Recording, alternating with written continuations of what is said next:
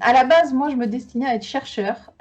J'ai une thèse en thérapie génique et imagerie médicale fonctionnelle. J'utilisais le virus du HIV que l'on activait par IRM de température pour détruire des cellules cancéreuses. Donc, on était vraiment sur quelque chose de très spécifique qui marchait très bien à l'époque. D'ailleurs, on avait des premiers résultats qui étaient fantastiques et j'aurais aimé travailler toute ma vie là-dedans. Mais je n'ai pas pu pour des questions à la fois de financement et puis à la fois personnelles aussi. C'est un boulot qui est passionnant. En plus, c'est très intéressant de travailler dans la recherche parce que voilà, on découvre des choses, on peut mettre en place des idées, on peut mettre en place des collaborations. On est très proactif dans la gestion de notre projet de recherche. Donc ça, c'est une liberté qui pour moi me convenait complètement. Mais effectivement, il y avait tout pan de la recherche en particulier vis-à-vis du rapport aux animaux qui, moi, me posait problème. Le chercheur est obligé de détruire pour comprendre. On est obligé de prendre le système, de couper en petits morceaux. Et quand on travaille sur le vivant, ça veut dire qu'il faut qu'on détruise des vies. À l'époque, j'étais jeune, ça me posait moins de problèmes. Depuis, j'ai fait beaucoup de développement personnel, j'ai beaucoup travaillé à la spiritualité. Et je pense que c'est un travail que je ne pourrais plus faire maintenant, clairement. Donc finalement, ça me posait problème à l'époque d'avoir poussé autant les études, d'avoir poussé autant les compétences. Maintenant, je sais que j'en ai tiré beaucoup d'enseignements. Ça m'a transformé aussi d'un point de vue personnel, d'un point de vue gestion des choses dans lesquelles je m'implique. J'ai compris qu'il faut être le meilleur expert de son domaine si on veut réussir. Et même quand on est le meilleur expert de son domaine, il faut travailler énormément si on veut réussir. Si on couple les deux, effectivement, on a des chances de réussir. Et donc finalement, ça a été un gain. Et ça m'a aussi appris que je ne pouvais pas, moi, d'un point de vue personnel et à titre de personnalité, me fondre dans le moule de l'université, qui est une structure quand même très rigide. Il se donne à l'extérieur des images de on prend les plus performants, et puis quand on est dans le système, on se rend compte que c'est partout pareil, et que c'est finalement des copinages qui priment, c'est les gens qui sont le plus politiques, qui sont le mieux placés, qui sont pris, etc. Et finalement, on est confronté un petit peu à toute la bassesse humaine. Après, je dis ça pour l'université, mais c'est partout pareil, hein. Donc, il n'y a pas un domaine dans lequel on n'ait pas ce mode de fonctionnement.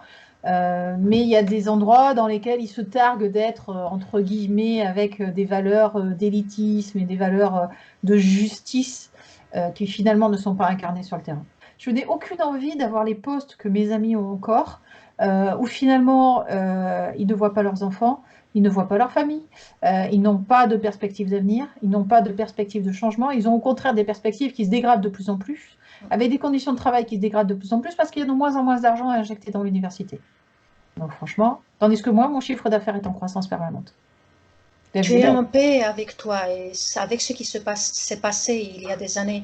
Mais à ce moment-là, quand tu as sorti de ton CV ces 10 ans et tout ce travail, une bonne partie de ta vie, Ouais. tu t'es senti comment?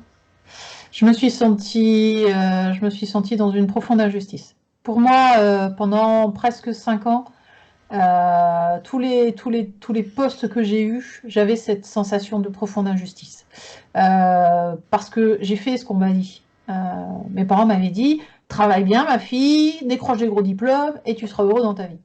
Et non, j'ai travaillé bien, j'ai décroché des grands diplômes, j'avais pas de salaire. Le premier salaire vrai, réel que j'ai touché en France, il était de 1284 € net par mois. Et on m'a dit, si vous voulez plus et être statutaire, il faut que vous passiez un autre diplôme. Ça faisait 10 ans que je passais des diplômes. Et quand le directeur de la recherche clinique m'a dit, textuellement, les yeux dans les yeux, si vous voulez progresser, faut que vous passiez un doctorat de pharmacie, ben, je dis non. Enfin, je veux dire, ça va quoi. J'ai un doctorat sciences, j'ai un bac plus 5 en gestion des entreprises, j'ai des postes, j'ai travaillé en tant que chef de projet dans l'industrie pharmaceutique. Voilà, j'avais quand même un CV qui disait, ok, je suis bosseuse, je vais pouvoir faire le job et je vais le faire bien. Et le gars qui me dit, il vous faut encore 6 ans de diplôme supplémentaire. Donc oui, contre ça, je me suis profondément révoltée.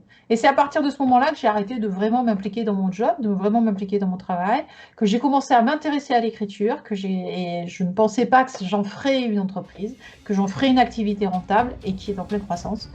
Et si, c'est ce qui s'est passé.